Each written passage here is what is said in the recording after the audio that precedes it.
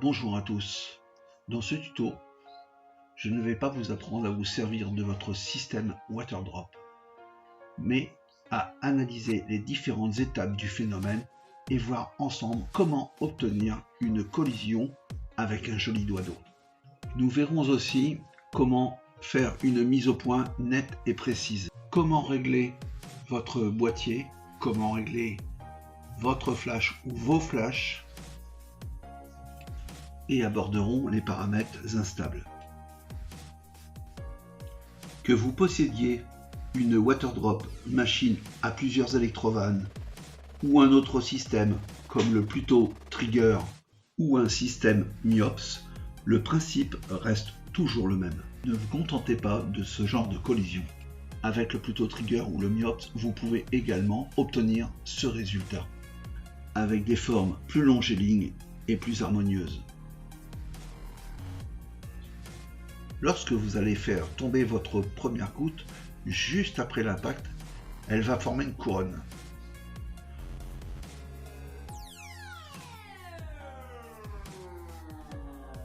Puis ensuite, elle va disparaître dans un bouillonnement avant de laisser émerger un doigt d'eau.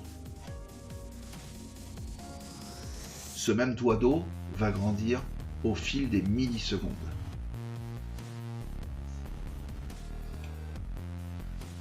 La hauteur du doigt d'eau, ou du rebond, ou de la colonne, changera en fonction de plusieurs critères. Elle peut s'élever de 2 ou 3 cm, mais également atteindre des hauteurs de 12 à 15 cm.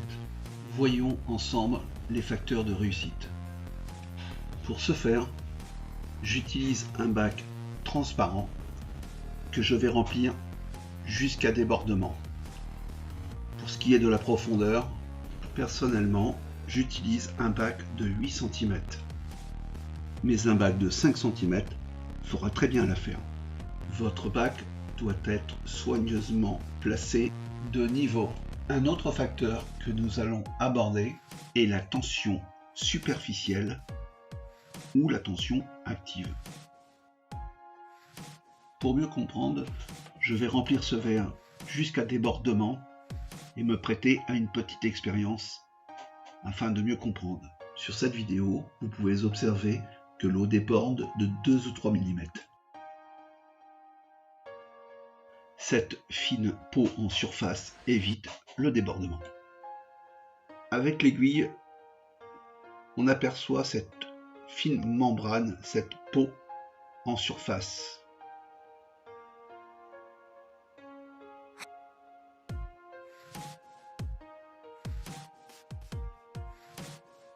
Pour cette expérience, je vais avoir besoin d'une petite goutte de liquide vaisselle quelconque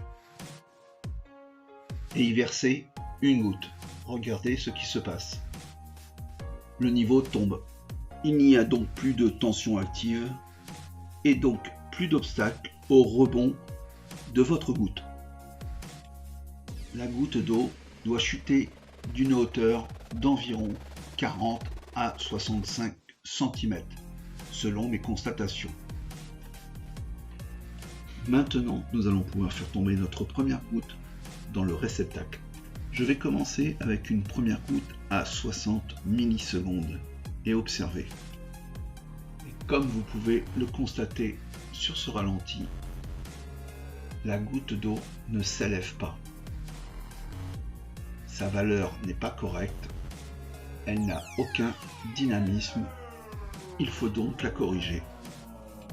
Je vous conseille de changer vos paramètres de 2 millisecondes en 2 millisecondes jusqu'à obtenir la hauteur souhaitée. Nous pouvons passer à l'étape suivante en connectant notre boîtier. Synchronisez votre délai de déclenchement quelques millisecondes avant le point le plus haut pour conserver tout le dynamisme du doigt d'eau. La collision ne peut se faire que si votre doigt d'eau est montant et vient percuter la goutte descendante. La forme de votre collision variera selon le délai de déclenchement de votre boîtier. d'une milliseconde à une autre, la forme sera totalement différente.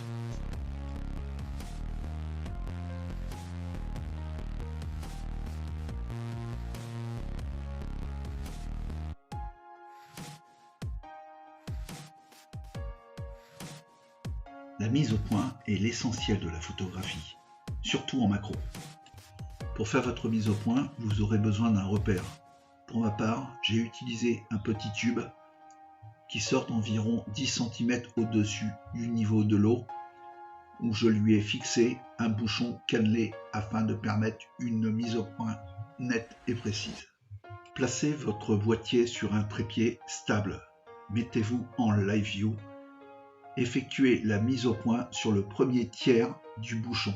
N'oubliez pas de couper votre stabilisateur si vous en possédez un et de mettre votre mise au point en manuel.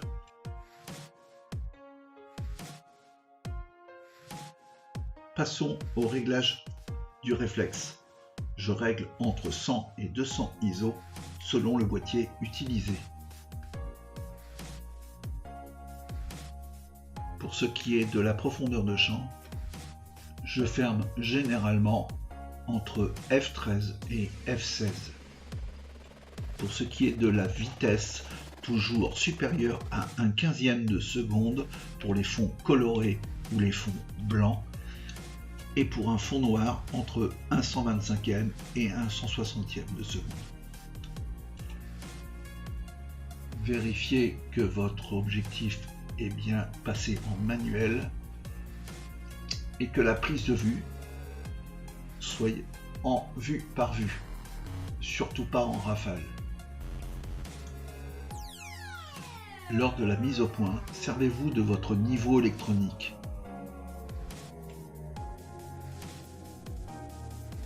Réglez vos flashs tous à la même puissance, soit 1/128e, ce qui correspond à un 40 millième de seconde, soit un 164e si vous utilisez un plexi opaque.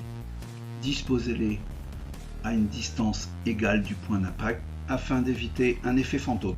Utilisez des flashs de même marque et de même modèle si possible, disposant d'un émetteur et d'un récepteur. N'oubliez pas, il s'agit d'open flash. C'est la lumière qui fige l'action et non pas le capteur.